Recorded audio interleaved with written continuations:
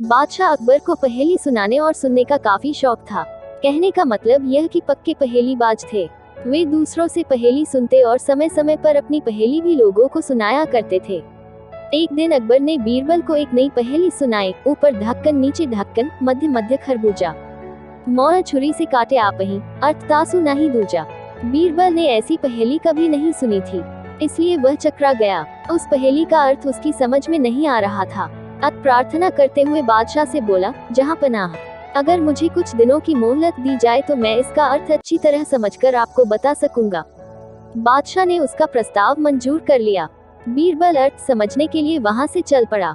वो एक गांव में पहुंचा। एक तो गर्मी के दिन, दूसरे रास्ते की थकन से परेशान वो विवश होकर वह एक घर में घुस गया। घर के भीतर एक लड़की भोजन बना रही थी।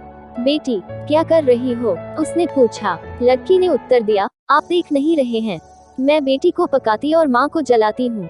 अच्छा, दो का हाल तो तुमने बता दिया, तीसरा तेरा बापू क्या कर रहा है और कहाँ है?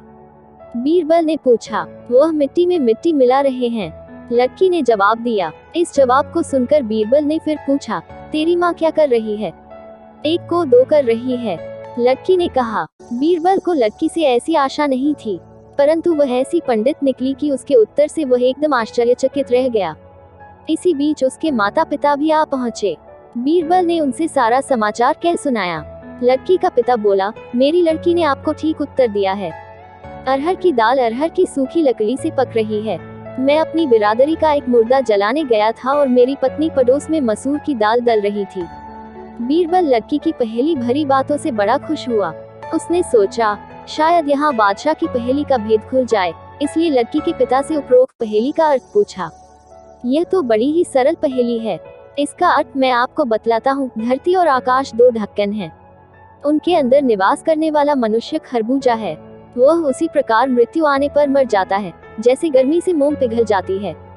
उस किसान ने कहा। बीरबल उसकी ऐसी बुद्धिमानी देखकर बड़ा प्रसन्न हुआ और उसे पुरस्कार देकर दिल्ली के लिए प्रस्थान किया। वहां पहुंचकर बीरबल ने सभी के सामने बादशाह की पहेली का अर्थ बताया। बादशाह ने प्रसन्न होकर बीरबल को ढेर सारे इनाम दिए।